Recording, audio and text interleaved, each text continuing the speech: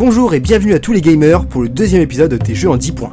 Bon, je pense qu'avec ma dernière vidéo, vous avez compris le principe. Je vous apprends 10 choses sur un jeu, plus une énigme à répondre. Vous l'aurez compris, la réponse indique le sujet de la prochaine vidéo. Ma première énigme était un peu trop facile, pour pas dire merdique. On va dire que c'était un test. Il s'agissait juste d'observer qu'il y avait des lettres qui apparaissaient sur la vidéo. Un P, un O, un K, un E, un M, un autre O et un N. Pokémon. Bon, pour cette énigme-là, vous avez un peu tous gagné, parce qu'elle était vraiment trop simple. Mais le plus rapide est Appelle-moi Ludo, qui a répondu en 20 minutes. Alors bravo à toi Ludo, je t'offre un café que tu boiras dans ta tasse, avec ta cuillère, et même ton café d'ailleurs. Enfin, je t'offre ton café. Maintenant, on va passer à un cran au-dessus. Bien sûr, le thème de la nouvelle énigme reste un message. Mais, il va falloir réfléchir un peu plus. Il y aura toujours un indice à la fin de la vidéo, et cette fois il vous sera utile, je vous le promets. En tout cas, la chasse est ouverte. Bref, aujourd'hui ça va être une vidéo assez spéciale parce que je vais vous apprendre 10 choses sur Pokémon, mais ce sera plutôt Pokémon dans sa globalité, c'est-à-dire les mangas, les cartes, les jeux, l'anime, etc., etc. En gros, tout ce qui parle de Pokémon. Allez, c'est parti pour l'intro. Oh, encore un nouveau gamer? Et comment il s'appelle celui-là? Aïe. Bon, Pokémon, tout le monde connaît, c'est un monde où est-ce qu'on dresse des animaux en les séquestrant pour les faire combattre entre eux, où toute personne t'agresse pour te provoquer en duel de Pokémon, et en plus de ça, ces petites créatures ne peuvent même pas prononcer autre chose que leur prénom! Sauf exception. Oui, ça existe. À vrai dire, je suis pas vraiment un fan de Pokémon. Quoique, là, ça peut me plaire. Allez, dégage. Du coup, je dédie cette vidéo à un ami à moi qui est vraiment un fan de Pokémon, qui m'a aidé aussi pour quelques petites infos, et j'espère que les autres infos que tu m'as pas données vont te trouer le cul, mon gars. Allez, on attaque directement avec le number 1.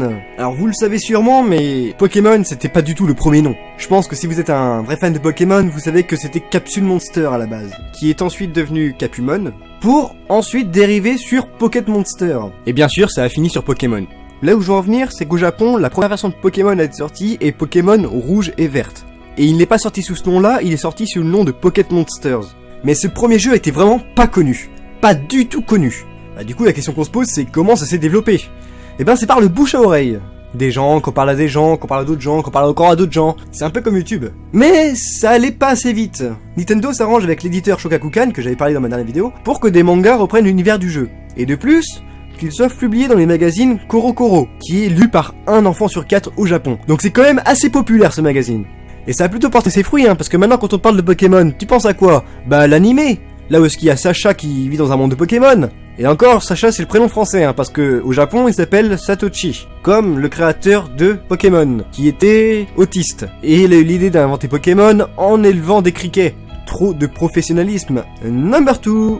Toujours dans l'origine du nom de Pokémon, cette info m'a plutôt fait rire. C'est que quand c'est passé de Pocket Monster à Pokémon, les Anglais ça les a un peu perturbés. Pourquoi? Je m'explique. Dans Pokémon on peut observer l'accent sur le E, pour pouvoir prononcer Pokémon.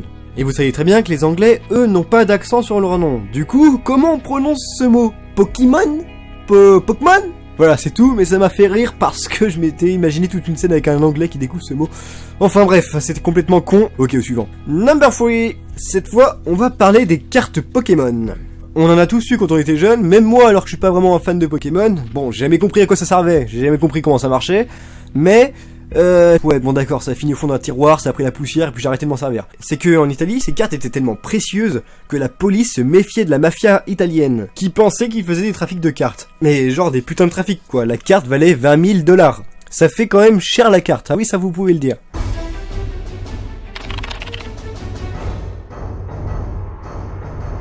Je te laisse la vie sauve. Si tu me donnes des cartes Pokémon!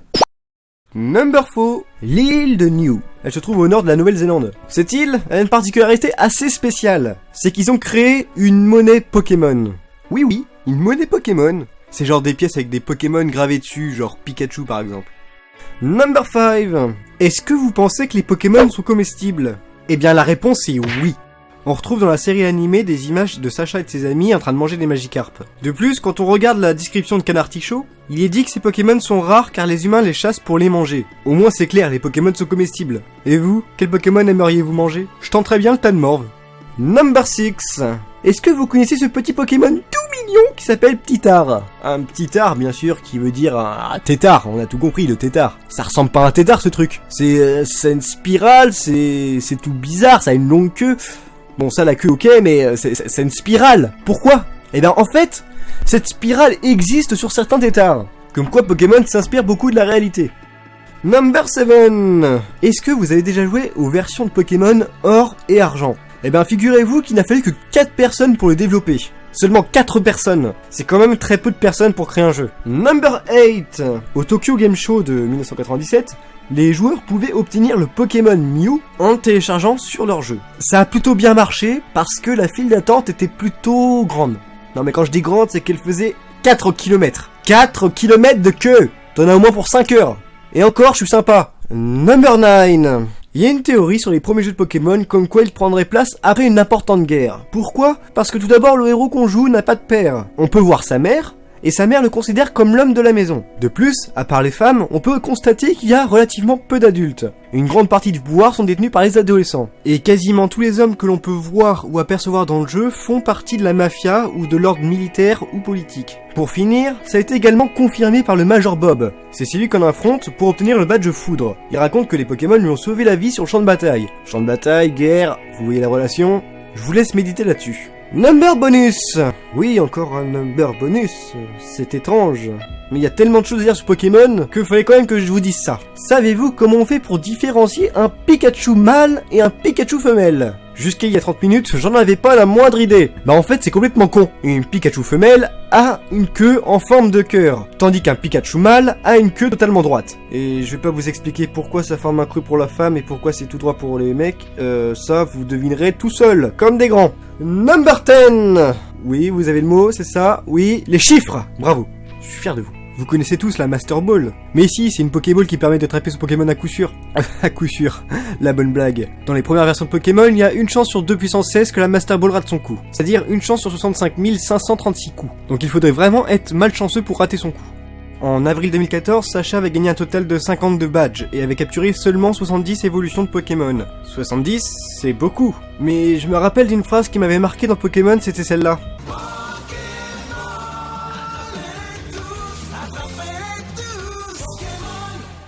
On est encore loin du lot. Je crois qu'on s'est fait arnaquer. Les produits dérivés du jeu de Pokémon, en 99, c'est-à-dire les animés, les mangas, les cartes Pokémon, ont eu une valeur de 4,5 millions de dollars, soit le triple du chiffre d'affaires du jeu. Le premier jeu Pokémon, qui est Pokémon Rouge et Bleu, c'est le 21e jeu le plus vendu de tous les temps. Lors d'un sondage qui demandait aux joueurs de Pokémon de donner leur Pokémon préféré, celui qui est arrivé au top 1 est Dragofeu. Non mais c'est même pas Tanmorph quoi. Il est trop mignon, non? En 2014, il y a plus de 260 millions de jeux Pokémon qui ont été vendus. Plus de 21,5 milliards de cartes ont été vendues et traduites dans 10 langues différentes. De plus, ils ont été distribués dans 74 pays. Pourquoi se faire chier? J'en ai fini avec ce top 10 de Pokémon, j'espère que cette vidéo vous aura plu. Si c'est le cas, n'hésitez pas à vous abonner à ma chaîne et à liker la vidéo. Pourquoi pas lâcher un commentaire, mais surtout, partagez un maximum. Ça me ferait vraiment plaisir. Et en plus, j'annonce l'ouverture de ma page Facebook. Donc si ça vous intéresse, n'hésitez pas à liker ma page. Le lien sera dans la description. En tout cas, nous on se retrouve pour une prochaine vidéo. D'ici là, portez-vous bien. Allez, ciao! L'indice de l'énigme présent dans la vidéo en mode je suis caché, vous me trouverez pas parce que je suis trop badass et que la réponse se trouve dans le fond de la vidéo. Bonne chance.